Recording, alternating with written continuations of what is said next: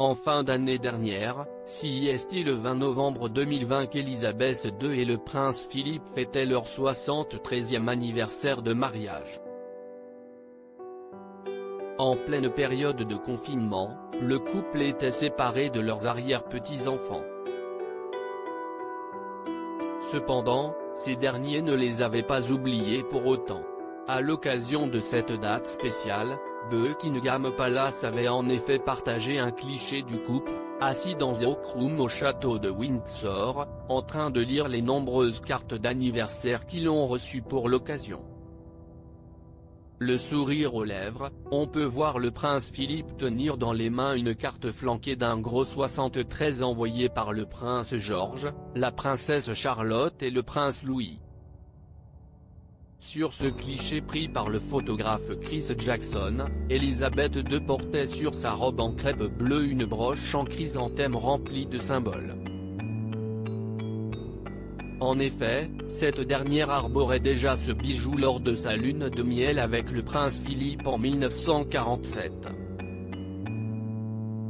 Quelques semaines avant leur anniversaire de mariage, Elisabeth II avait perdu une de ses plus proches amies, Lady Moira Campbell, l'une de ses demoiselles d'honneur lors de son couronnement en 1953, à l'abbaye de Westminster, mais aussi sa cousine, Lady Elizabeth Shirley.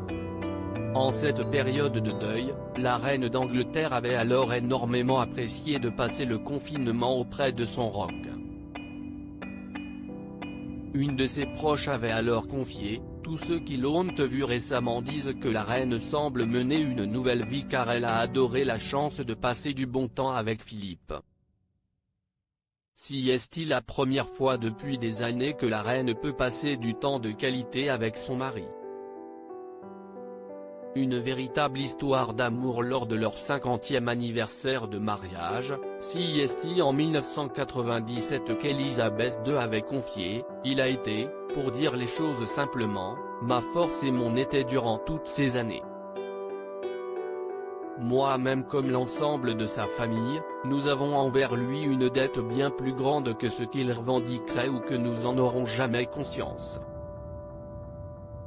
Alors que le décès du prince Philippe est une perte terrible pour Elisabeth II, CIST sur le plateau de cet avoue qu'Isabelle Rivers, chef du service royauté au magazine Point de Vue, a expliqué hier, on dit que depuis la disparition, CIST très difficile à vérifier, mais CIST un bruit tenace là-bas, depuis la disparition de la reine-mère, la mère d'Elisabeth II, et de sa sœur la princesse Margaret, le prince Philippe était le dernier être humain au monde à lui parler normalement, à lui adresser la parole comme à une personne normale.